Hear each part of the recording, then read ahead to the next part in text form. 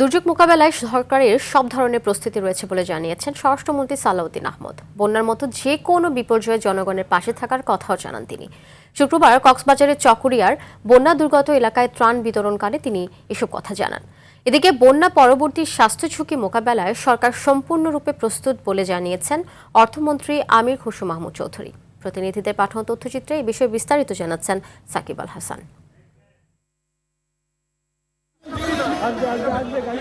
শুক্রবার দুপুরে কক্সবাজারের চকরিয়ায় বন্যা দুর্গত এলাকায় ত্রাণ বিতরণ করেন স্বরাষ্ট্রমন্ত্রী সালাউদ্দিন আহমদ।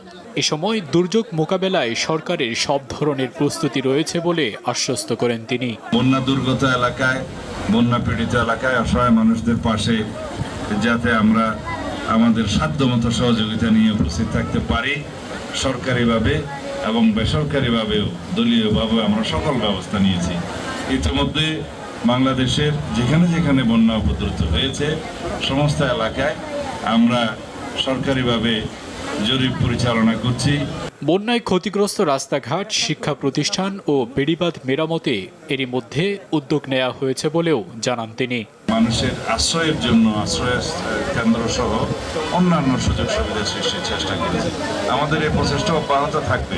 এদিকে চট্টগ্রামের পতেঙ্গায় বন্যা দুর্গতদের মাঝে ত্রাণ সামগ্রী বিতরণের সময় অর্থমন্ত্রী আমির খসরু মাহমুদ চৌধুরী বলেন, সরকারের চলমান ত্রাণ কার্যক্রম পুনর্বাসন শেষ না হওয়া পর্যন্ত অব্যাহত থাকবে।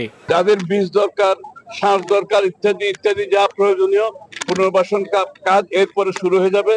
এবং স্বাস্থ্য সেবা, যেখানে অসুখ বিসুখের একটা বন্যার পরে একটা সাধারণত দেখা যায় একটা প্রকোপ দেখা যায়, সেই জন্য ওষুধ বিসুখ সব প্রস্তুত আছে। অপরদিকে বন্যায় ক্ষতিগ্রস্তদের আগামী 1 মাস সব ধরনের ঋণের কিস্তি আদায় বন্ধ রাখা হবে বলে জানিয়েছেন পার্বত্য চট্টগ্রাম বিষয়ক প্রতিমন্ত্রী ব্যারিস্টার মীর মোহাম্মদ হেলাল উদ্দিন। শুক্রবার সকালে বান্দরবনে বন্যায় ক্ষতিগ্রস্তদের মাঝে ত্রাণ বিতরণকালে এসব কথা বলেন তিনি। আমাদের নারী উদ্যোক্তারা অনেক সময় এনজিওদের থেকে কিছু ক্ষুদ্র ঋণ নেন, যেটার কিস্তি মাসে মাসে দেওয়া লাগে।